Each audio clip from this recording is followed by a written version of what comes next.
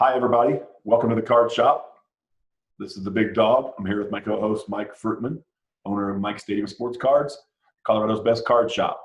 So, Mike, we're coming on to a new way of doing the show, and I'm going to do remote location podcasts from now on. So this week, we're going to come to you from Bushwood Country Club, home of the Gross movie Caddyshack, and we're going to see those from time to time. So, I know that movie has fond remembrances for you, just like it does me. And Come back for the year. Yeah, I have a flag upstairs, a Bushwood Country Club flag, signed by Danny Noonan and Lacey Underall. So it's one of my pride and joys, and it sits next to my Golden Tee machine. So my chair is attacking me, and you'll see it pop up occasionally. This week, NT released, and we had quite a bit of activity, I'll call it, watching breaks, etc., on Friday and Saturday. Just give me your view about where that product stands and like what you've seen from a shop standpoint. So I've actually been waiting for National Treasures literally for 2 years. I saw Zion play in high school, and he had this he was running the floor at a 360 dunk. And I'm like, okay, wait a second, this guy, I want to start selling cards of him now. So Right. Literally 2 years ago, I started like charting basically when NT and Prism was going to hit. And I had hopes for the product. And by when I say I have hopes for the product, yes, there's how much I would get and how much I'd be able to sell it for. And then there's obviously how much it would deliver. I don't want dissatisfied collectors. And the first part, I received a very satisfactory amount and don't have any right now. We actually had our best day ever on Friday. That involved a number of cases that went out the door that day. I haven't heard yet. Well, nice mosquito. It's mosquito season. I haven't heard yet what my collectors pulled out of those. I think some of them are actually going to be destined for them doing breaks. In terms of what I've seen online, I know one guy who did pretty well with theirs. He got involved with the break. I've seen quite a few of the cards popping, and I think what's equally exciting about the product is the amount that Nathan Burns at Grand Slam put on the card as a bounty. I think he put $350,000 on the card as a bounty. Fish did what Fish does. Yep. Well, it's the opposite of what happened a few years ago. I think Tom put the first out on the Ohtani, and Nathan topped him at, I want to say, $60,000. So this is is it poetic justice? I don't know. But then, blowout stuff. Card. free ad for blowout right here. Blowout came out, and they came out and offered a $500,000 bounty, and people weren't excited enough about this product. We've done the same thing before. We put a $10,000 bounty on a Wayne Gretzky card from Upper Deck Ingrained a couple years ago, and I think part of it works in a couple ways. Obviously, it's kind of like that scene in Jaws where everybody gets on their schooner, their skiff, anything that will keep you out of the water. They're going to catch the shark for $10,000 or whatever it was. So it created the awareness for that, and I could just imagine everybody leaving their respective harbors hunting for the shark. But I tell you what, on a national level, when somebody says, I'll give you $500,000 for a card, I think somebody's even topped it with a $600,000 offer. And airfare, from what I understand. So when somebody's willing to top that, I think it really brings a ton of attention to it. It's kind of like Powerball. My wife, I don't want to make it sound like a snob, but she won't play when it's $40 or $50 million. When it hits $600, $700 million, everybody gets in line. Yeah, the logic is $50 million just isn't worth your time, but $600 million is. And I, as someone who does the same thing, I will play the lottery when either of them, the Mega Millions or the Powerball's over $100 million, but I won't play it before then.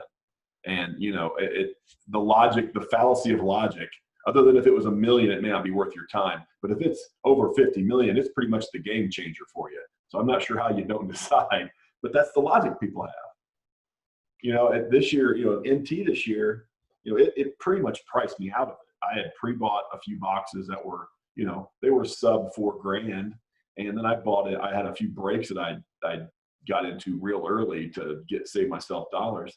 And, self-admittedly, I hit Zion to 99 on Friday. And I think that's going to do okay. And I'm going to be net way positive on my NT investment this year. And I also have a single case that I have wax in that we'll talk about why wax is important a little bit. That's going to sit in the closet for a couple weeks. And if the logo man isn't hit by then, that thing's going to be worth more. If it is hit, it's probably worth about what it's worth today. So I think that, the general rules of this stuff is when you have $500,000 bounties, You spread that over every case that's still outstanding, and you can get some math on this thing. So, you know, if it's in my case, I guess I'll just never know, but that's okay. You know, I will tell you from seeing a lot of breaks of this stuff, you know, people, you're spending $4,000 on a box of cards. And I have seen a number of breaks where it would be impossible to say the person got even $1,000 out of it. Now, I've gotten the random break I had one spot. It was the Pelicans, and I got a card worth a lot more. You know, I'll call it over $50,000. Let's just call it that. And it is a high risk, high reward project, my friends. You know, breaks can average down your rate, but if you're buying into a break, a $4,000 break, and there's 10 spots, you know, you're spending $400 or $500, and you could get nothing. You could get $100. You might hit the lottery, but this is some grown-up stakes for this thing. If you're buying boxes, this is a big spend. I think you're seeing this is the perfect example of what gamblers are doing with their money instead of gambling. Yeah, you know, Vegas exactly is right. technically open, not all of it, a good amount of it. You can't go there and really bet on sports because there's no sports. Not to disrespect Bundesliga and some of the other foreign soccer. And I know people who are playing it because my coworkers in Europe would disagree, but yeah, it's fine. So this is, I think, where a lot of that gambling money is going. And, you know, again, back to Powerball, it's when that's out there, when that shark's out there, you're going to get a lot of people who want to play the game. Yep. I think back to a year ago. I sold a case. I think numbers are what they are. I think I got you a case. Somebody else passed on at $4,500. You did. And that was for a 4-box case. Yep. And go back a year ago, there was, I don't want to say it was outrage, but there was definitely awareness when Panini took their price and they went, I think now products don't have an SRP. They you know, there's what they sell for. And out of the gate, at least traditionally, somewhere on some planet, and maybe during a bad year, 16, 17, you could get NT for $500. And I think there was a little bit of awareness that Panini was really starting to follow the market a year ago, because they came out of the gate at $700 a box, and people were like, wait a second, that's $700. That's not right. That's not the SRP. And you know, it's their product. They can make the SRP $2,998 if they want. And Panini's, it's pretty interesting what they do. They don't tell you what the price is going to be till literally within not even 24 hours. I think it's 12 hours is when they start pumping out the information. So this year it came out at 4,125. And by that point, I'd already locked in the people who were buying my cases at a slightly lesser number, which is actually fine with me. I don't have a problem. And again, that's SRP for all the folks out there. SRP isn't what Mike and dealers and other people are buying the product for. It's what Panini is essentially suggesting that they sell it for. Panini in the old days wouldn't really sell this high-end stuff on their site, and now they are.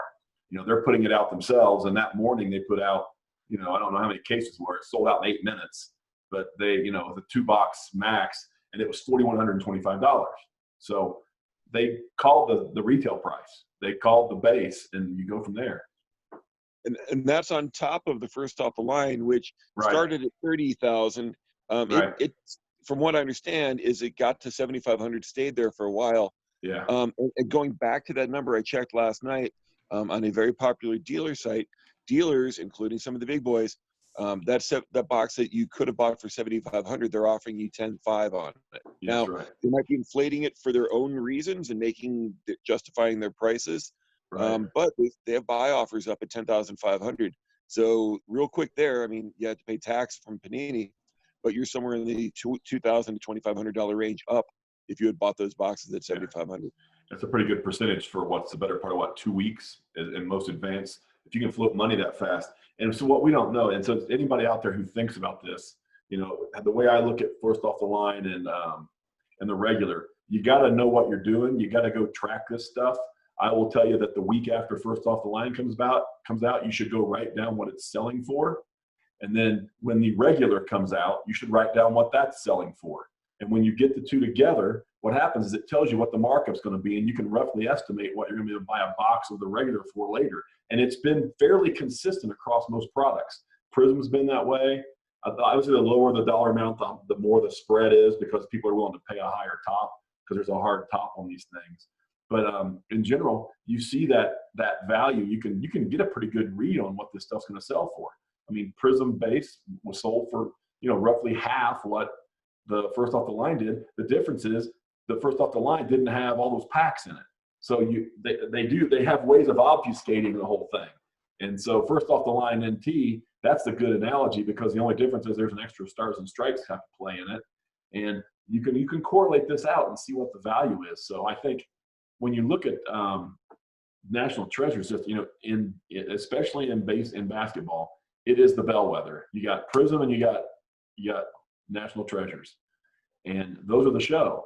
Are you seeing similar type of activities around, what's Bowman done, with valuation, and what is Topps doing with regard to the same type of a scenario? So in terms of Bowman came out and most of the guys were at the 320 to 330 mark right away. Okay. And now you're seeing it closer to 280. On the jumbos, I think it was 649 initially, and now you're seeing a sub 600 range. And it's not that Jason's prices haven't delivered. They have. I mean, you're looking at several of his cards selling for over $10,000. Whether they got paid for, I don't know. I don't look that closely to see if they got relisted. But the interest in his stuff has remained strong. I think you're seeing his regular chrome starting off at 100, and you're seeing softening to the $50 or $60 range. And there's a number of reasons for that.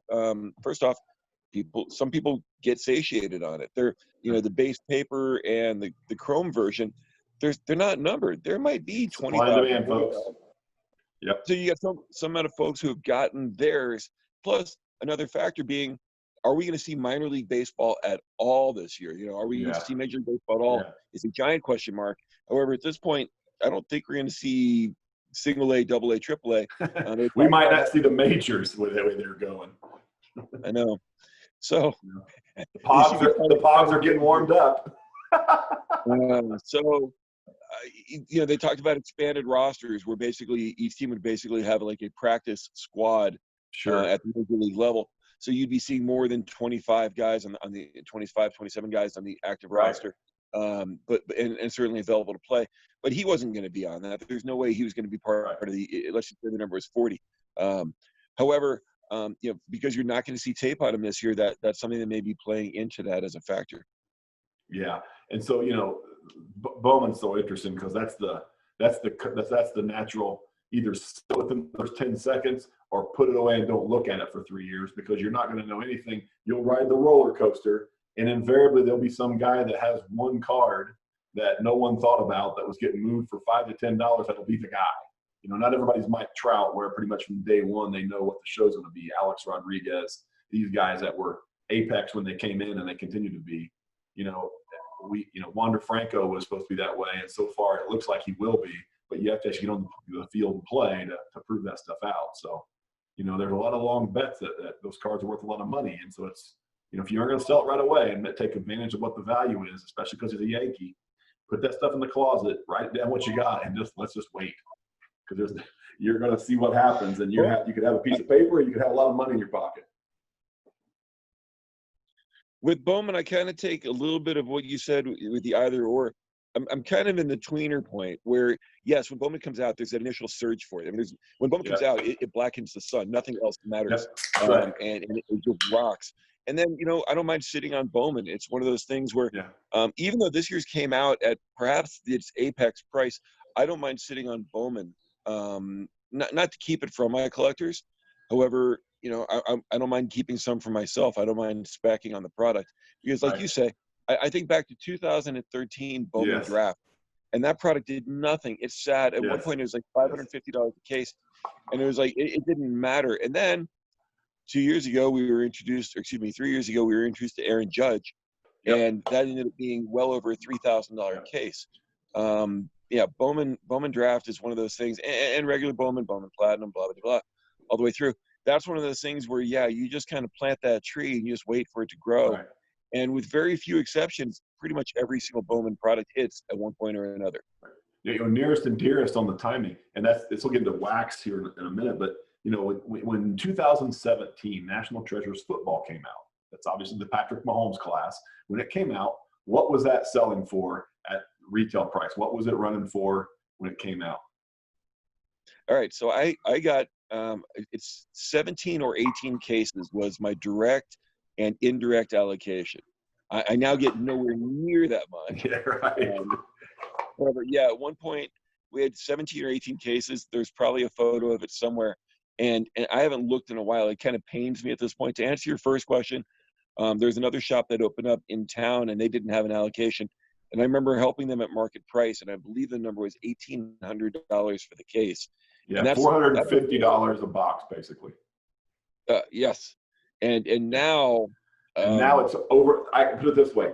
I purchased a box to be broken as a gambler's type of an edge late last year before the Super Bowl, and I paid $5,000 for it.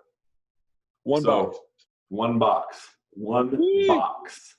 So, folks, when we talk about wax, and we've talked about wax before, the most guaranteed way to make money today in the industry is to buy a box of cards and put it somewhere you won't touch it and leave it alone. If it's high end, it will invariably be worth more.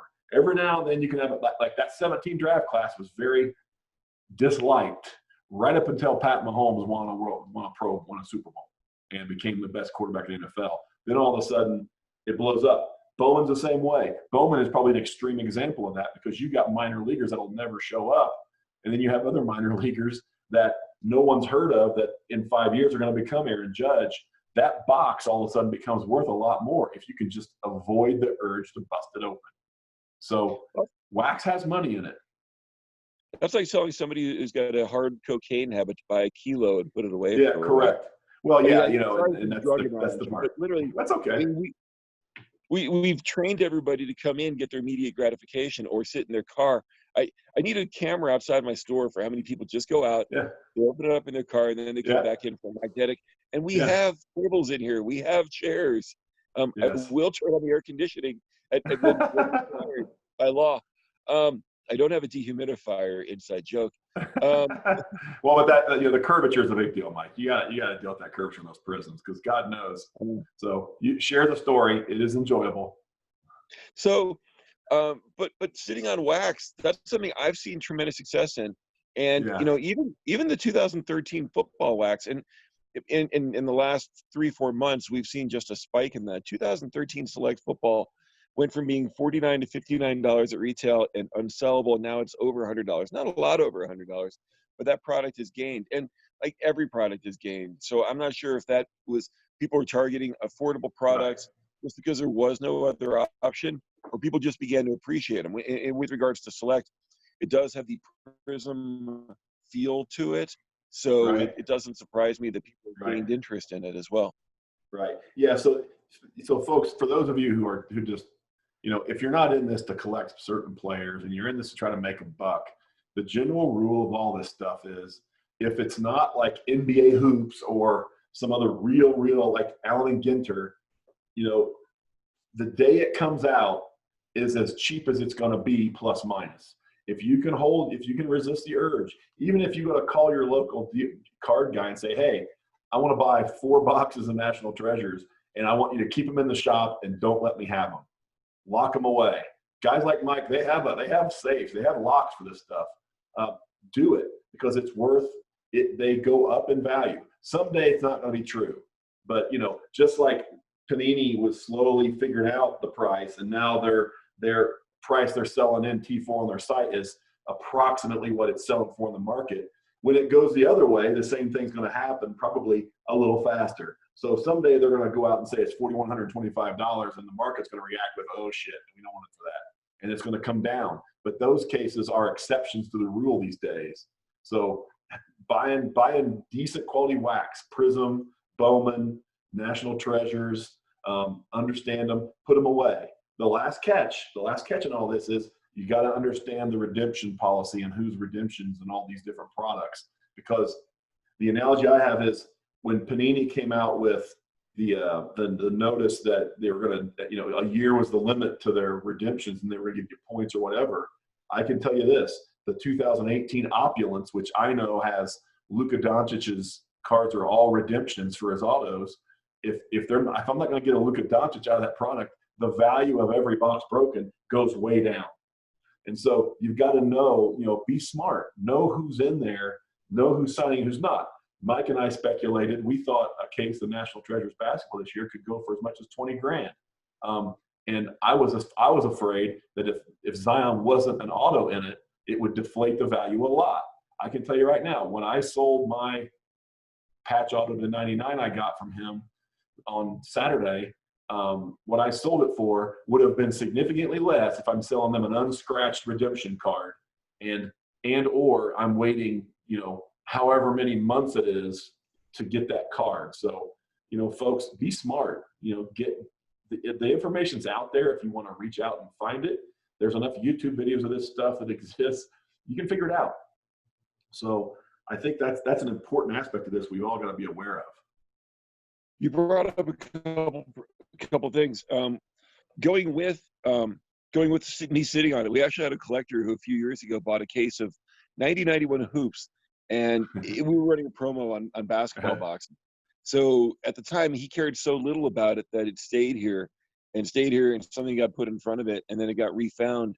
So about 2 months ago, we actually sold that case for $600, and I think his buy-in was $60 or $90, maybe like $100, $100 box, and that's a perfect example of that. And then even less. And folks, this is NBA hoops. This is buy-in level product. This is not the Apex Predator I'm talking about. This is the stuff where you're thousands of cards you can break for a month and get one card out of it.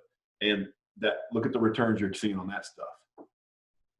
This year's hoops started off, and I felt bad about the price. It started off at $99 a box, and right about now that's a $250 box, and that's basic hoops, not hoops first edition, because I don't think they made it for first edition. That's not. There's no. That is the standard, regular 24 count box, and you're talking. And right now, I'd pay $200 for a box gladly. Yeah, and that's the irony, because So this is the other thing, folks. Do your homework. There are numerous places, like guys like Mike. Mike's smart. Mike has enough money on hand to buy what he needs to buy. But there's guys out there that run shops and stuff, and they're living paycheck to paycheck. So they're chasing.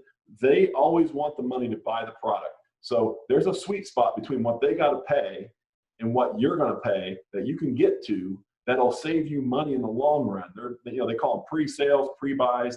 Do your homework. Know who runs those. Watch their sites. Go to Cardboard Connection and look at the release calendar. Understand what's coming out, because usually 30 days or so, or 45 days before those products come out, when the checks are due by the card guys, they need the money. And not everybody's Mike. Mike's a pretty smart guy, and he has his bullets in his gun to make sure he has it covered.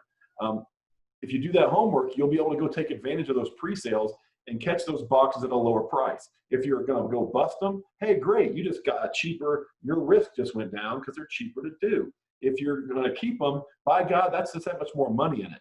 NBA hoops, I was getting it for $100, basically $100 a box. I was buying a case of it, and I ripped a case and I put a case away. I sold the case for like $150 a box not long ago, and I didn't, just because I got it off my plate. So you got to chase this stuff, folks. You got to understand what's going on. The resources are there. You got websites for all these guys. You got Cardboard Connection. You can do your homework. You got Sports Collectors Daily. All these places that are out there. And my friend Mr. Fruitman has a great column he writes on that. There's a great one today or this week. So please do your homework. Reach out to people we preach on it every time we have this podcast. We say you just got to know what you got to do and be smart about it. The information's there for you. I'm looking ahead at this year's 2020 football, and it seems like a locked product. It seems like everything's going to be a solid lock release. And so much of it comes down to whether they play at all. If these guys don't play it, and if there's at least a season, I think we're safe.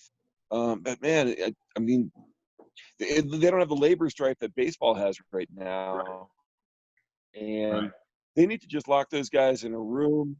Say every hour you hear 1% of the total goes to a charity. And just keep fighting. That's fine, but 1% every hour goes away. Oh, and you can only eat stadium food until you come up with an agreement. That's such a massive thing for us. It's certainly. Well, I'll tell you this, Mike. If I was a baseball player and you made me eat Rocky Dogs until I signed a contract, I probably wouldn't sign my contract for a while. I'm not really mad at the food at some of the ballparks. I love Rocky Dogs. I'm not sure I want to Yeah, sit me in a too. room only eating Rocky Dogs for 5, 6, 7 hours. Yeah, I'm not mad at that. I think I'd be okay with that. There's residual effects. Yeah, that's right. So, that's an update, folks. NT is such a big part of the market. I think it's important. Mike, what are you running? What do you got at the shop going on? I know you have singles night, certain nights.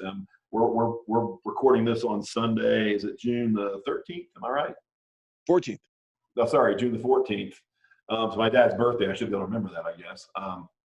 What do you got? What's going to be happening the next couple of weeks, and what releases are you really dialed in on that you want to make sure that people keep their eyes open for?